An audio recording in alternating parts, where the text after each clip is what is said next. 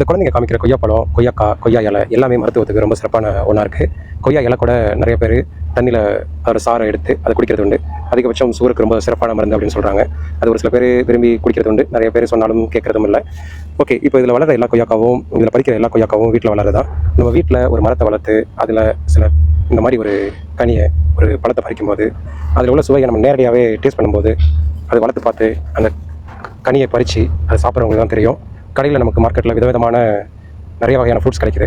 ஆனால் அந்த ஃப்ரூட்ஸில் எந்த அளவுக்கு இது ஃபெர்டிலைசர் போட்டு வளர்க்குறாங்களா, இல்லை சில கெமிக்கல் ஆட் பண்ணி வளர்க்குறாங்களா, இல்லை சில இன்னும் உடம்புக்கு தீங்கான சில விஷயங்களை சேர்த்து இதை வளர்க்குறாங்களா அப்படின்னு சொல்லிட்டு நமக்கு தெரியாது.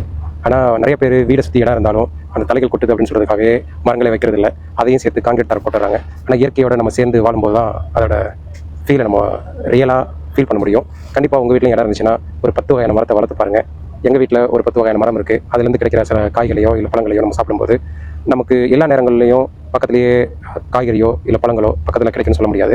நம்ம என்ன தான் கரெக்டான முறையில் நம்ம வாங்கிட்டு வந்து வீட்டில் வச்சிருந்தாலும் சில நாள் தட்டுப்பாடாகும். இப்போ வீட்டில் நம்ம சில மரங்கள் இருக்கும்போது அதில் உள்ள பழங்களை பறித்து நம்ம குழந்தைகளுக்கோ இல்லை வரவங்களுக்கோ கொடுக்கும்போது அதில் ஒரு ஹாப்பினஸ் கிடைக்குது. அந்த தண்ணி ஊற்றி வளர்க்கும்போது ரொம்ப சிரமமாக தான் இருக்குது. ஆனால் அது ஒரு பல வருஷம் ஆனதுக்கு பிறகு அதோட பலன் தரும்போது நமக்கு ரொம்ப சந்தோஷமாக இருக்குது. கண்டிப்பாக நிறைய பேர் காங்கிரீட் தரையை போட்டு எல்லா இடமும் புழங்குறது மாதிரி வச்சுருக்காங்க. அந்த இடங்களை முடிஞ்ச வரைக்கும் கொஞ்சம் குறைச்சிட்டு உங்களுக்கு தேவையான இடங்களை மட்டும் காங்கிரீட் போட்டு மற்ற இடங்களை இந்த மாதிரி மரம் வளர்க்குறதுக்கு பயன்படுத்துங்க. இது உங்களுக்கு ரொம்ப யூஸ்ஃபுல்லாக இருக்கும். தலை கொட்டுதுன்னு சொல்லிட்டு கொஞ்சம் கஷ்டப்படுறதை விட்டுட்டு அதுக்கு நீங்கள் கூட்டலனாலும் பரவாயில்ல, வேறு ஆளுங்களை வச்சாவது கூட்டுங்க. ஆனால் சுற்றிலும் நிறைய மரம் வளருங்க. அப்போ தான் மழையும் நமக்கு நம்ம நினைக்கும் போது கிடைக்கும். இருக்கிற மரங்கள் எல்லாத்தையுமே அழிச்சிட்டா நம்ம மழை வரல அப்படின்னு சொல்லிட்டு நம்ம சொல்லிட்டு இருக்கோம்.